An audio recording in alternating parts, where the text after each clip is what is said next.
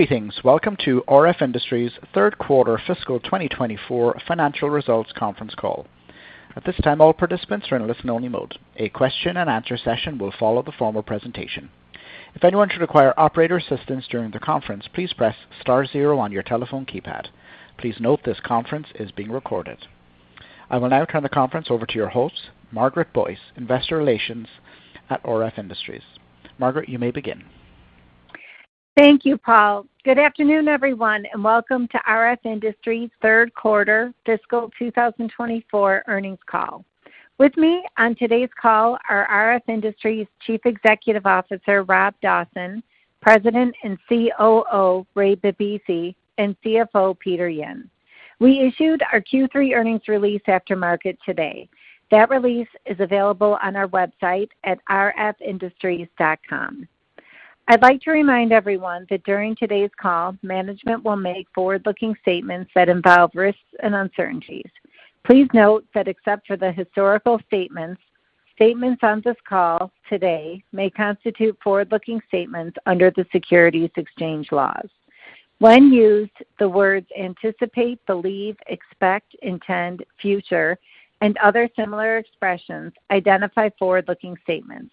These forward-looking statements reflect management's current views with respect to future events and financial performance and are subject to risks and uncertainties.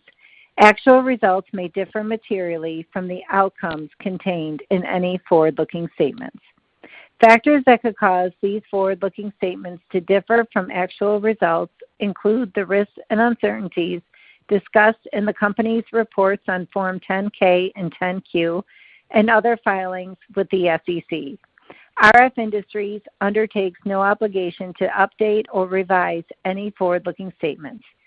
Additionally, throughout this call, we will be discussing certain non-GAAP financial measures. Today's earnings release and the related current report on Form 10-K describe the differences between our GAAP and non-GAAP reporting. With that said, I'll now turn the conference over to our CEO, Rob Dawson. Rob, please go ahead. Thank you, Margaret, and welcome to our third quarter fiscal 2024 conference call. I'm here today with Ray Bibisi, our President and COO, and Peter Yin, our CFO. I'll start with our third quarter highlights and some comments on our market opportunity. Ray will discuss our sales progress and what we're hearing from customers, and Peter will cover our financials before we open the call to your questions. We're pleased that our third quarter results continued to build on the momentum that we reported in the second quarter. Net sales of $16.8 million were up almost 5% sequentially and 8% year over year. Our gross profit margin for the third quarter was 29.5%, a 510 basis point improvement versus the comparable period last year, and roughly in line with the prior quarter. Importantly, for 2 quarters in a row, we're very close to our 30% near-term target for gross margin, which reflects a product mix shift to our higher value, higher margin solutions. Our adjusted EBITDA was in positive territory for 2 quarters in a row, a sharp reversal from the losses we experienced during a challenging 2023. As mentioned before, I believe our business is at an inflection point where we can continue to deliver meaningful progress now and tap into even greater future potential. The Tier 1 wireless carrier ecosystem had major cutbacks in their 2023 capital spending over the last several quarters, and this created considerable hardship for RFI and other downstream vendors. We continue to see major telecom companies being cautious about spending for large CapEx projects, but they continue to allocate significant resources to address critical needs in operations and maintenance. Regardless of overall CapEx spend, telecom companies always want to ensure their infrastructure is upgraded with next-generation technologies that are cost-effective and sustainable. Fortunately, our direct air cooling, or DAC product line, meets the required standards for the replacements and upgrades they need to future-proof their cooling infrastructure. As we've discussed previously, networking equipment can generate substantial heat inside the small buildings, enclosures, and boxes at the edges of networks. And with the huge impact that AI is having on data centers, more equipment is being pushed to the edges of the network. This equipment must be cooled to operate effectively and consistently, and our DAC systems offer high-efficient, climate-durable cooling that is both eco-friendly and lower cost than traditional systems. These patented systems are built to stand the rigor of outdoor environments. Plus, they have state-of-the-art technologies that can reduce operating expenses by up to 70% over conventional HVAC systems and can help companies achieve their green initiatives. Our team continues to work hard on evolving our business to make us more diverse in our end markets and applications, and therefore less reliant on CapEx spend. While it's taken some time and foresight, I think we've finally arrived at the point when the market is meeting us where our products are. As we prepared for this moment, we executed a series of expense reduction initiatives that has created significant operating leverage in our business. As demand increases, we have capacity to serve our customers and scale our business with little to no material incremental investment. With a portfolio of high-value products, we've been able to build stronger customer relationships at higher decision-making levels within large and complex organizations. This has given RFI much greater visibility and relevance than we've ever had. In fact, some key customers are asking us to partner with them to help solve challenges with new solutions. In some cases, they're coming directly to me or Ray or the team and telling us exactly how we can help, which is definitely a new and much welcome reversal of roles. After performing well for these customers, they're now beginning to treat us as an incumbent, giving us insight into the amount and timing of future orders, which improves our ability to forecast, control our supply chain, and a clearer pathway to improving margins. As CapEx continues on the densification of much-needed 4G and 5G networks, I believe our small cell solutions, along with our overall bill of materials, will give us an additional level of opportunity. Densification and bandwidth continue to be real issues in wireless coverage, and while lower CapEx spending for large deployments has impacted some product lines like our Microlab RF passives offering, we look forward to a recovery. Microlab products have had some wild swings in quarterly performance since we acquired them 2 years ago, and the carrier spending pause definitely had a negative impact on potential sales. And we hope to see improved performance in 2025. Microlab has an industry-leading RF passives bill of materials that we can leverage as anticipated demand increases for venue wireless deployment in stadiums and other critical wireless densification activities. Looking ahead, I believe our company is in a great position to answer our customers' current and future needs. We're a leaner, more efficient company with a strong and relevant product and solution offering, and a talented team totally focused on execution to deliver improved results and value creation for our stakeholders. With what we know today, we expect our current fiscal fourth quarter to deliver another quarter of increased sales as compared to Q3. I'd like to now turn the call over to Ray to share what he's hearing from our customers. Ray? Thank you, Rob, and good afternoon.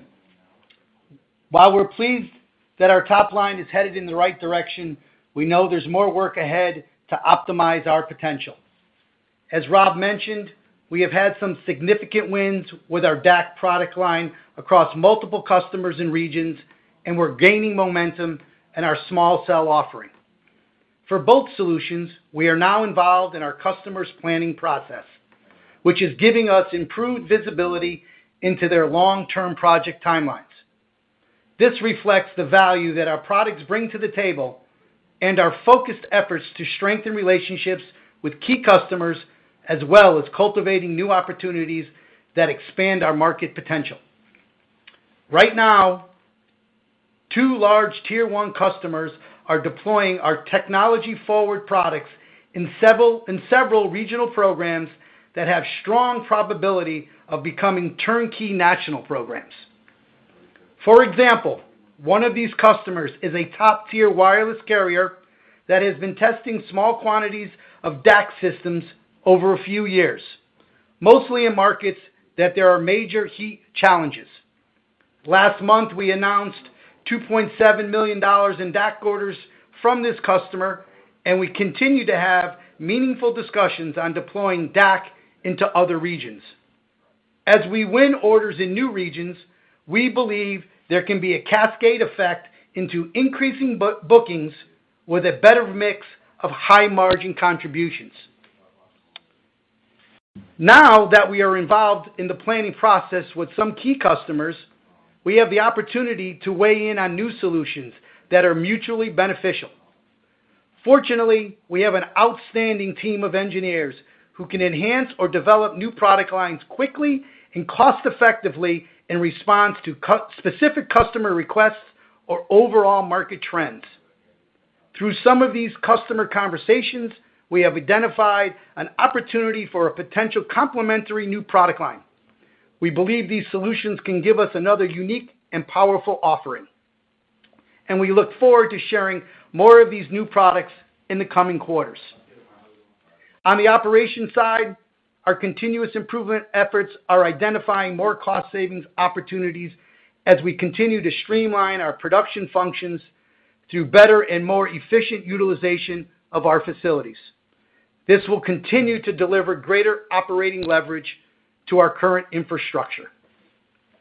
I'll now turn the call over to Peter for an update on our financials. Peter?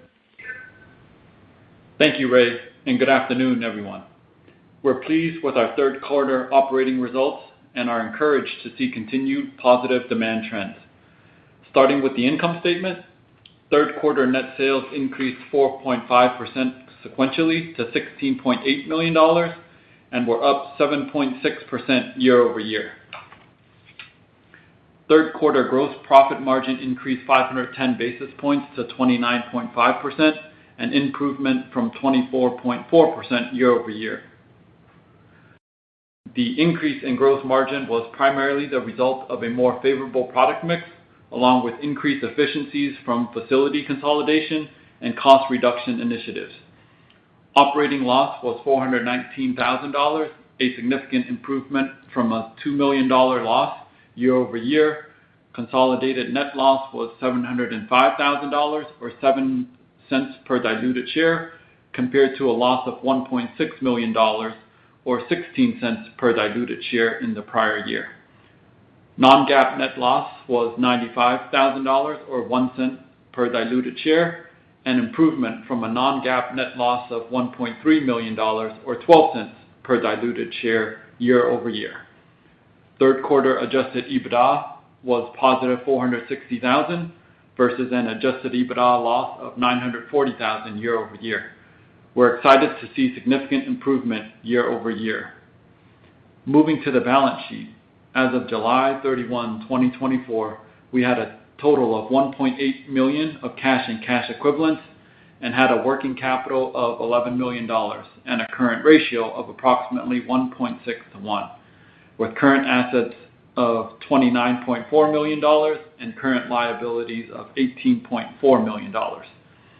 As we mentioned last quarter, in March, we entered into a line of credit that has a 3-year term that will allow up to $15 million, depending on our borrowing base. However, due to the structure of the loan, the outstanding balance has been classified as a current liability. During the third quarter, we paid our line of credit down $1.8 million. As of July 31st, 2024, our outstanding borrowings were $8.7 million compared to $10.5 million as of April 30th, 2024, from the line of credit. We believe the amount of liquidity available to us will be sufficient to fund our anticipated operational needs. On the inventory front, we've been right-sizing our inventory as we continue to improve processes and system capabilities around our supply chain. At the end of the third quarter, our inventory was approximately $15 million, a decrease of $1.4 million sequentially, and a decrease of $3.4 million from year-end. Even with the reduced inventory level, we believe it supports our strategic business model of inventory availability. We continue to manage this closely as we expect to see increased demand as spending in key markets gradually normalizes over the coming year. Moving on, we are seeing momentum build around new businesses. Our backlog as of July 31st, 2024 was $20.1 million on third quarter bookings of $18.9 million. As of today, our backlog currently stands at $19.5 million. In summary, we delivered a solid third quarter. We've paid down our line of credit, managed our inventory level, and reduced expenses.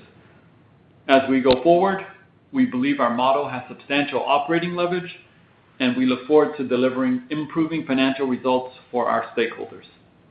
With that, I'll open up the call for your questions. Thank you. At this time, we'll be conducting a question and answer session. If you would like to ask a question, please press star 1 on your telephone keypad. A confirmation tone will indicate your line is in the question queue. You may press star 2 if you would like to remove your questions from the queue. For participants using speaker equipment, it may be necessary to pick up your handset before pressing the star keys. Once again, please press star 1 on your phone at this time if you wish to ask a question, and please hold while we poll for questions. Once again, that's star 1 if you wish to ask a question on today's call. The first question for today is coming from Josh Nichols from B. Riley. Josh, your line is live. Yeah, thanks for taking my questions. Good to see the margins bumping up against that 30% level, and it sounds like you're expecting bigger contribution from these higher margin product lines going forward. If you were to look at the margin profile over the next couple of quarters and the backlog overall, is that a fair assessment that you think that they're going to be staying at or around this 29+% level, or do you think that they could continue to expand from where they are currently? Yeah, thanks, Josh. I think we feel pretty comfortable that we're at a decent spot there. We do have that goal of getting it to 30%, which really is just going to be a function of the mix of what ships out in a given quarter. So I think if with the announcements we've made over the last few months with some new orders coming in, those are some of the higher margin products. They're starting to build a substantial portion of our backlog around those product lines. So I think our expectation is while we're comfortable that we're in a good spot today, we recognize there's room for more, and we do think there's room for that to expand. Again, a higher sales number just sort of automatically has a positive impact on our margins as well. So at the end of my comments, I shared that we expect Q4 to be another sequential growth from a sales perspective, which should also give us some help around just margin expansion overall. Yeah, could you just digging into that a little bit further? Could you provide a little bit more color? Nice to see that the backlogs have been trending favorably. You're close to $20 million today. When you look at what's in that backlog and like higher margin versus lower margin offerings, I'm just wondering if you could provide a little bit of context around how you see the backlog today. Yeah, sure. So I think it's finally moving. I guess that's one thing that if you look at our last probably 4 or 5 quarters, we had certain things that sat in our backlog for a long time, and certain customers that were asking us to hold back shipments as they worked through their own set of challenges around just the market conditions and overall interest rates and otherwise. So I think we've started to see in this last quarter an evolution of that where we're shipping out some of those items and replacing them with some of the newer product lines that should help us on the margin side. So I think it's roughly stable. I mean, you look at it kind of moving between the mid-19s and whether it's 19.5 or 20.9 or 21, or kind of in that range. Keeping it around $20 million while seeing sales increase, I think, is helpful. And the $18+ million that we booked during the third quarter showed some growth. Obviously, that's a couple $1 million higher than what we shipped out. So we did see some help there, but it should give us an opportunity to see higher sales numbers coming out of that. And I think we're starting to see that backlog freshen up from some of the things that have been sitting in it for some time. Yeah, and you talked about having better visibility now, right? That some of the CapEx headwinds have been alleviated, and you're seeing small cell densification build out finally take place, which has been a long time on the come. Is it fair to say that you kind of expect backlog to remain around this $19-20 million level, or based on what you're seeing in some of these conversations with carriers, do you think that there's a good chance that could increase significantly from here with the continued flow of larger orders? Yeah, I think around our backlog, I've stated in the past that while it's not a perfect indicator for where we're going next, it is a good health gauge to see that we've got some nice things sitting there, orders in hand. Language in the past have said, look, if it comes down to 14 or 15 million, that's probably fine. It doesn't need to be in a $20 million range, but I don't expect there to be a significant drop in that with what we know today. The other thing I'll say is, as orders start to come in around our expectations for the 2025 spend, and that was some of the comments that I made and that Ray made, we are getting more visibility there. So we do ask our customers, obviously, to place orders as early as possible, even if they're going to be drawn out over the course of several quarters, just so we can keep the supply chain that much more well-oiled and doing what it's supposed to do. So I think there's chances for it to spike up. I think keeping it at 20 million would be spectacular, but I wouldn't have any stress if it were a couple $1 million lower than that. And obviously, we'd love it if it was higher, but that can also be a function of orders being held back and saying, hey, well, here's the order, but don't ship it to me for 6 months. So there's times it can be a false positive, and we want to call that out wherever we can. At the moment, we're seeing it as a pretty consistent, short to midterm kind of backlog where the lion's share of that should go out over the next few quarters and be replaced with new orders. Thanks. So then last question, just thinking about the fourth quarter, good to see you expect sales to be up again sequentially. Anything in terms of, I guess, like the last year or so have been a little bit of anomalies, just given some of the CapEx constraints, but as things start to normalize and we think about like seasonal patterns in ordering and shipping with the carriers, is there anything, I guess, that you're thinking about for fiscal 4Q overall that would impact the magnitude of the sales increase? Yeah, so I think it's if I could put a number on it, I would. I think we have good comfort that we're going to expand sales again. How much that is really depends on timing of two things. Customers wanting certain orders shipped, and then there's materials being supplied to us. In some cases, we do get materials supplied by customers for some of these key applications that we have to integrate. So the timing of that can also have an impact on it. I think the seasonality, this has been kind of a weird year around carrier seasonality. The market didn't really see the big build season kind of upswing in, call it late spring, early summer, and into this kind of time frame. I think 2025 might look a little more normal with what we're kind of seeing. It sounds like there's going to be some more understandable build patterns that some of us have been through many times. I think the other indicator that we have is our backlog, while remaining strong. We start looking out to the first quarter, and seasonally the first quarter has always been the most challenging for us just because there's less business days.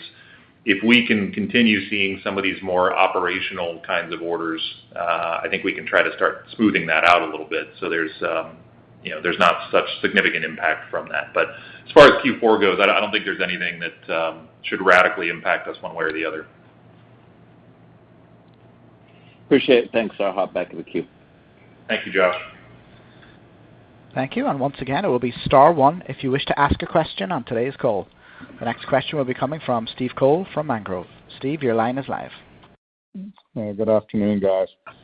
Good quarter. I had a couple of questions, I guess, Rob, I'm trying to get at. So the good news, we're seeing margins pushing up to 30%, but we're still obviously not getting into where we're seeing this tipping point on leverage where we start to see a greater proportion coming to the bottom line. Can you give a little bit of more comfort to what you're seeing when we start to see that, so when we start to see profitability accelerate, and what I know you mentioned revenues will help that, and I appreciate that, and obviously you got the mix going your way, but is that something you're looking when we look out to the near to intermediate term you're seeing, or what should we look for? And I know you don't give guidance up to open to 25, but I'm just curious if you can give us some color on that. Yeah, good question. So I think that, as we've stated in the past, in the old days, whatever time frame we want to call that, we had a number. We had to be, 18+ million to kind of be break even, and then we should see some better numbers from there. We've been working that down from what used to be a $20 million number to where we really saw the leverage. I think we've taken out enough expense that as we start to see the 16 million to 16.8 kind of flow that we saw, not a huge jump in sales, but you can see from a margin perspective what a big impact that does have for us overall. We do believe that if we can push sales back up to an 18 million plus kind of number on a quarterly basis, that's where I would expect there to be a significant change in what prints through to the bottom line impact. But between, call it 16.8 and 18, I think there's acceleration, but I think we feel like just from a modeling perspective, the real acceleration happens at that 18 plus number. And if we can get our sales back up to a $20 million a quarter, a lot of these conversations change drastically because, mix will certainly help. But also, once we've covered our fixed costs, there's not a lot that happens below the gross profit line for us. It's a pretty simple P&L when you look down on the operating expense. We're light on R&D, we're light on CapEx. It really does come down to, can we cover our labor costs and our facility costs of having people building things. Once we've done that, the affordability kicks in, and then you really get the leverage. So I think that the best color I can give is if we can push a number 18 plus, I think we'll really start to see a different overall look. And could you give us maybe just a quick update? I know you've talked about site facility consolidations. Can you mention what do we have today? I know we have the West Coast and the East Coast, but is it two major hubs, and is there some other stuff that I'm missing, or maybe you can just give me a quick snapshot of where we are on the consolidation of facilities? Sure. Yeah. So we have a total of 4 facilities of size. We have the San Diego facility, which is our headquarters and the primary work that goes on in the facility where Peter and I are sitting right now. RF cable assemblies, fiber cable assemblies, data cables. So it's more the cable assembly side of things, largely distribution influenced. We have a facility in New Jersey that was the legacy Microlab business that we moved to a facility and combined with what was the legacy Schrofftech business. So out of that facility is our RF passives, as well as both small cell and DAC product lines are being produced out of there and location-wise servicing a pretty key market for us in the New York metro area. We then have in Milford, Connecticut, and in Yaphank, New York on Long Island, we have custom assemblies, so custom work with 2 businesses we've owned for quite some time, and more regionalized product lines, with the exception of hybrid fiber, which is made in our Long Island facility as well. So we have those 4 facilities overall. And last question is, when you talked about volatility, kind of the Microlab and the venue market. I know the venue market can help you in some other areas too, but what are you seeing? Obviously, I'm sure you look at the landscape closer than we do on a day-to-day basis, but are you getting some encouragement when we look at the likes of CommScope kind of turning the corner a bit, being more positive? We see the fiber guys being more positive. They're laying the cable. Is the ecosystem getting better? I know you still mentioned there's still some cautious optimism, but what needs to happen for that to kind of move us into a better macro state from what you'd expect? Yeah, I think the companies that you referenced, we certainly watch as key indicators. CommScope made the decision to divest a key piece of its legacy kind of wireless-focused business, the old Andrew product lines and some related, in the last few months. And I think that's an interesting decision on their part, but strategically that's still a critical product line that we view as complementary and competitive both. But I think overall, when you look at the market, whether it's rural carrier spending and the BEAD spending that's supposed to bring internet to all locations, whether that's data centers increasing in their capacity and the equipment being pushed to the edges, or just general densification of wireless. I think interest rate cuts will certainly help with the carriers wanting to spend more, or whoever's financing those. Those are largely debt-based spending kinds of patterns. So if interest rates do come down like the predictions are, I think that's a help. And I think just generally, while we don't have specifics from every customer on, hey, here's what 2025 looks like from a CapEx perspective, we are hearing that the market's starting to look a little more normalized. And again, that word is probably overused, but I think to us what that means is maybe the cycle will make more sense. There's always a pause in carrier spending in any build cycle. I think the densification piece is still a critical one and needs to continue happening, and we're positioned well for that. So on the venue side, I understand why there was a pause. It's sort of the experience within venues or within large facilities has certainly gotten better, but there needs to be another step in that. If you've been to any large events, whether that's concerts or sporting events or otherwise, where there's a lot of people that show up in a place for a short period of time and then go away, you got to have coverage in there that it exceeds really the capacity that's put on it. And some places have done better than others, but there's still a lot of things on the docket that need to happen.